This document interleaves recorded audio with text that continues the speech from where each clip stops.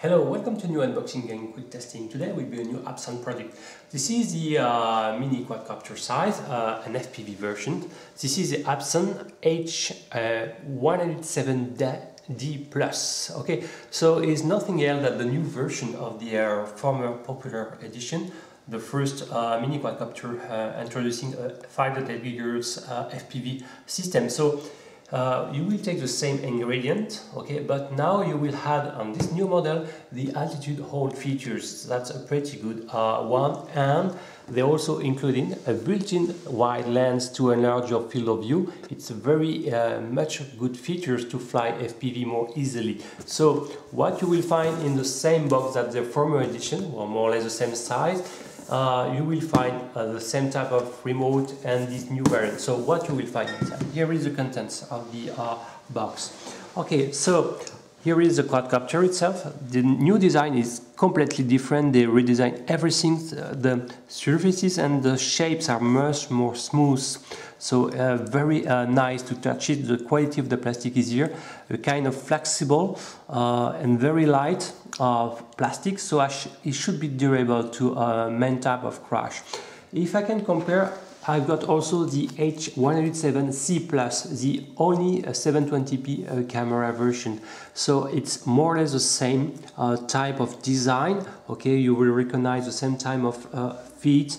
In each extremity you will find LEDs to enjoy your night flying, and on the front you will find this, as I said, the wide angle lens, so with announced to be 120 degrees with field of view. Okay, so I will enter into more details in few instances to describe this H107D Plus. Here is a remote. Okay, so exactly the same than the former edition, a compact, including a built-in 4.3 FPV screen. I can turn it, and wow, the brightness of the LCD display is not fantastic in my point of view.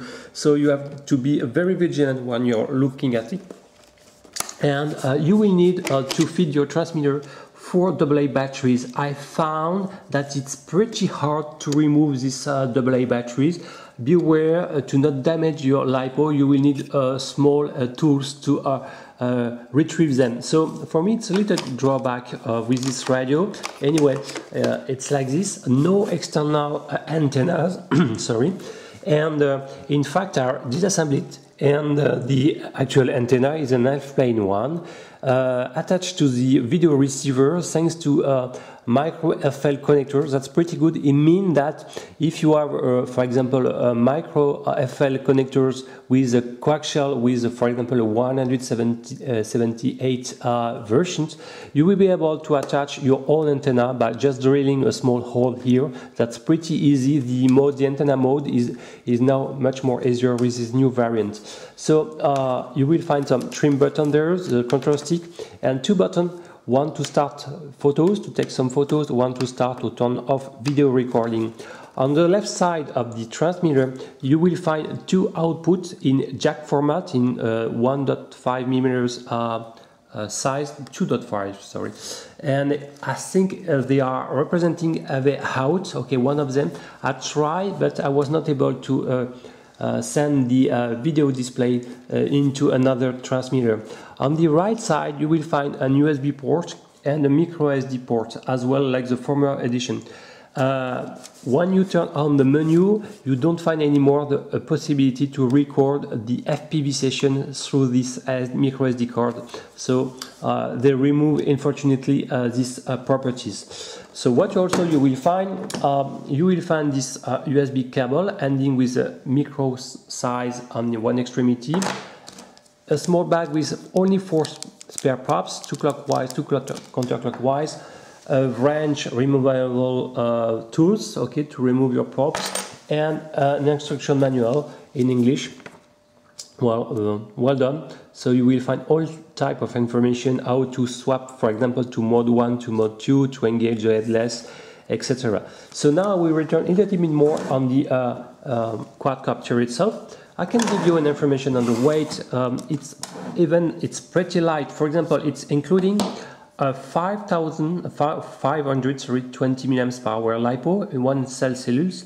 Okay, standalone, this battery scales less than 15 grams. So it's kind of priority connectors. So it means that to charge your LiPo, you will need to first plug your LiPo into your quadcopter and use the micro USB port to plug into your computer to charge your battery. It takes at least 1 hour to charge.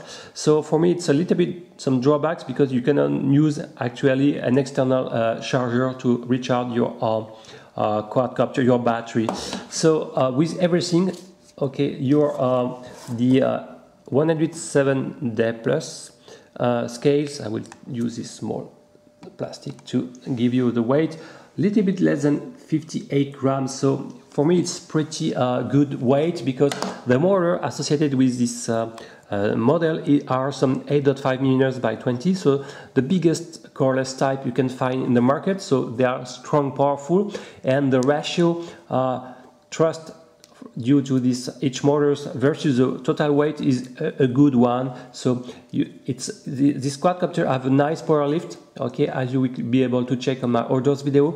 That's a good news. The props are some basic one, and I found that they are pretty fragile. So as soon as you will land, since the motor will continue to spin for a few seconds, you may damage your props on the ground if you're not landing correctly. So that's for me a drawbacks. The props are pretty fragile, I guess, is in order to save some weight. Another bad point, I found that if it's easy to plug your battery, is the first few times it's pretty hard to retrieve it. So you have to push bottom and with your nails start to push the bottom part of the notch. Is not obvious compared to the this edition. The 107C plus is much more easier. With the D plus is not very pretty easy, and I still have some difficulties to sometimes to open it. On the bottom part of the quadcopter, you will find the 5.8 GHz linear antenna. As well, and the power switch, you have to long press on it to turn on the quadcopter. And on the left side, you will be able to find the micro slot card. Be aware, with this model, no micro SD card was provided. You have to give yours. Okay. So I can give you an information about the LED scorer. I will turn on the quadcopter. You have a nice indication, blue LEDs on front, red on rear, and you have to know that as soon as you will turn on the recording, you will see the red LEDs alternating in the flashing sequence. Okay, so it's an indication that you're actually filming. The also video transmitter is turning to blue. Okay, so I will turn off. You will have to long press and it's turn off the quadcopter. Concerning the radio, I will return now a little bit on the radio. You have to turn the quadcopter, okay, and it will automatically bind the quadcopter, and you will see the animation, okay, and after a few seconds it will become solid, and you can see the transmission. So as you already see, as soon as your video link is lost, you have a black screen. This is a bad point. Definitively is not really compatible with some FPV FPV flights. Is very annoying to have this type of black screen. So it's associated with the firmware of the actual 4.3 FPV monitor. Maybe it can be updated by a firmware, I don't know.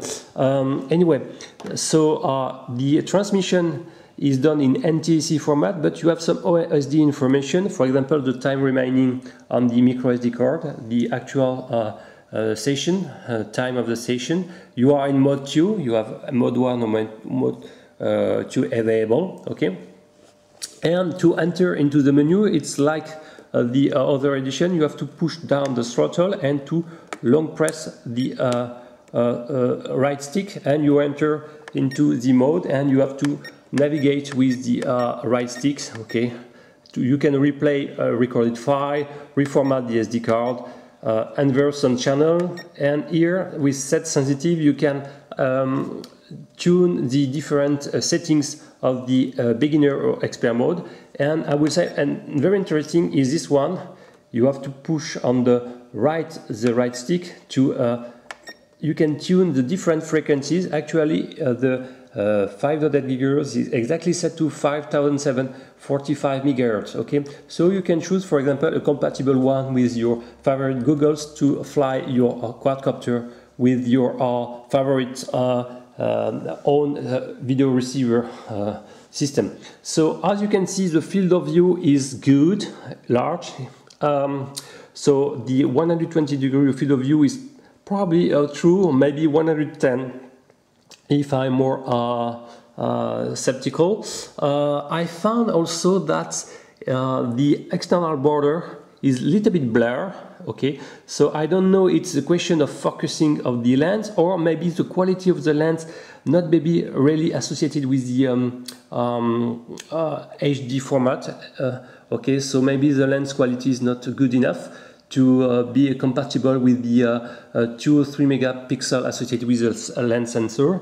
Another point, I found that the infrared filter is not very efficient. Sometimes I found some color distortion, especially in the green colors. Okay, but anyway, the FPV transmission is good. You will see that as soon as I will exit the FPV monitor, exit again. But if I press this button, I will record. Okay, you have an indication. Okay, and as I said, okay, maybe I said that there is an information. Okay, this is photo, this is recording. So, okay, but there is, in general, there is a drawbacks. I will turn on the quadcopter to show that there is a frame drops while it's recording. Okay, I will be sure. Okay, the micro SD card was not correctly inserted. I will turn on again the quadcopter. Turn the radio. You will see the automatic binding. So in the protocol, you have the exchange the actual video frequency. So this is a good point because you are always they always match. Okay. So now when I press recording, you have the alternate sequence of the red LEDs, and you have a time lapse, okay, appearing on the display. But you will see now you have a frame drop in the image when recording. It means that the processor is not power enough to both simultaneously record the 720p videos as well to broadcast and to compress for the FPV line the information. I've got a lot of information lost. Why? Because I say that the antenna is an F-plane one, so more targeting all the video signal coming from the top. So if I install the quadcopter bottom, I am almost blind in this lower part. So it means that it will favorize the reception when your quadcopter more into your vertical. That's a good point. Okay, I will stop recording. So this button to take photos. Okay. You will see that when you take a photo, the image is more bigger, so you have to return in recording to reset the display in the original 4:13 proportion. Okay, so as I say that there is an altitude hold features. Okay, I will make a small test. So to turn on the quadcopter, you have to push the post stick in outer dimension. Okay, outer direction, and the motor are spinning. If you want to stop it, you have to also push in outer direction the bow sticks. So concerning the altitude hold and the flying characteristic, I will fly. It's a very silent quadcopter. I found that the altitude hold deviation are a little bit large, okay, versus some other model I reviewed recently. It means that your quadcopter will do a kind of yo-yo in the Z altitude. I will land now. Okay, I will land now. So it means that the altitude hold will play a little bit like kind of yo-yo. Okay, you have a deviation sometimes more than 30, 40, 50 centimeters, even indoors, so it's a little bit annoying. So it's not the best altitude hold stabilization I found. I don't know, maybe there is a problem with the barometers or it's sensitive. Even if inside is very well done, the flying, all the electronics seems to be very clean. Okay, it's pretty easy to disassemble it. So I don't know what's happened. Maybe it's a question of software of the flying controlling board, of the stabilization algorithm. Anyway, the control range is good. Just I was very disappointed by the FPV range. So if you are planning to have such a kind of model, I strongly advise to install an external antenna by a very cheap coaxial cable ending with RP-CME connector in one hand, drill a hole, okay, and attach it and connect to the video receiver. It's pretty easy to do it, and you will extend your video range drastically. Also, the FPV system is a little bit weak, as I said. You can also maybe tune the linear antenna to install it more vertically if you want to favorize your more the FPV range in the horizontal plane, but it's a little bit tricky to install it. Maybe with a zip tie you can attach it somewhere. It will be more efficient in the horizontal plane. Okay, anyway, I will conclude this unboxing and quick testing. Basically, it's a nice flyer. It's very smooth. I like all the rates, and you can set the rates through the radio. It's a very good point. I appreciate this fact. I will turn off. I like the LEDs, the stability of this quadcopter. I'm a little bit disappointed by the altitude hold. It's not the best I already flown.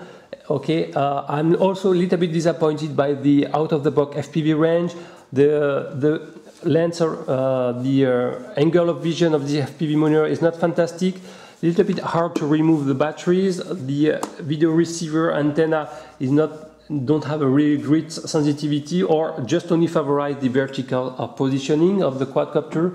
So it's not for me the best case if you want to fly it close to trees, under some trees in low riding condition. Is not the best optimization antenna there in my point of view. Okay, but anyway, it's very easy to mod it. Okay, out of the box. I found that the props are very fragile, so I strongly advise to order some spare props. Okay, if you are planning to have this model.